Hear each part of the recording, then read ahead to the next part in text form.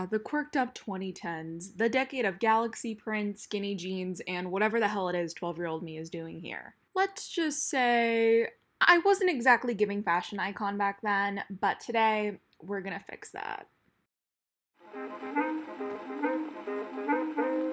As a victim of early 2010s fashion, this video is my chance at retribution for my 15-year-old self who was too scared to wear any trend, anything that was cute or cool or fun. Wasn't being a 14-year-old like super fun? I wore a lot of skinny jeans, cardigans, and flowy tops that ended up clinging to my stomach and producing the opposite effect that I wanted them to produce. Being a teenager in the early 2010s that was really into fashion but couldn't even find clothes that fit me and also didn't have the confidence to wear them really took a toll. And so this video is my way of revisiting those trends and styling them how I would currently style them and kind of just bringing them in to the 2020s and trying to convince you all that certain trends that we look back in with disgust can be cute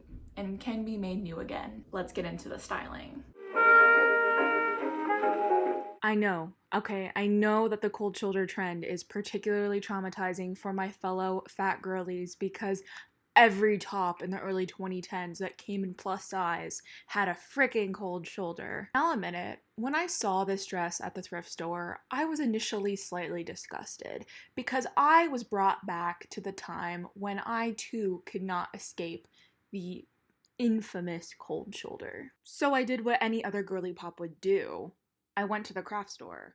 I got some ribbon to tie the shoulders, and I hate to admit it, but I really do love this dress. I know it's an outdated trend, even though it was popular just a decade ago, but old trends will always be made new again when they come back in style, so obviously I am pushing my early 2010s agenda onto you all. No, I am not wearing a dress over jeans. You're welcome. I'm just pinning up the dress into an asymmetrical top, okay? I know what you're thinking, because this is what everybody comments every time I refuse to dress weather appropriate. But Jess, aren't you cold? But Jess, where do you live? Okay, that's why I added a fur coat, and I know it defeats the purpose of the cold shoulder, but I'm just saying it's an option if you want to wear a covert cold shoulder.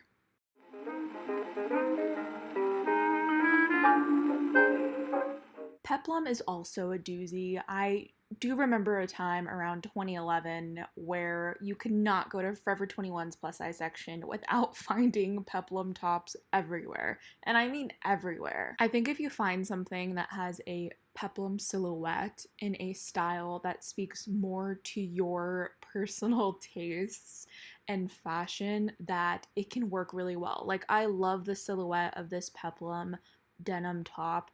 I think it's really cute. It's slightly elevated, but it doesn't feel dated to me. Like, I don't feel like I'm in middle school.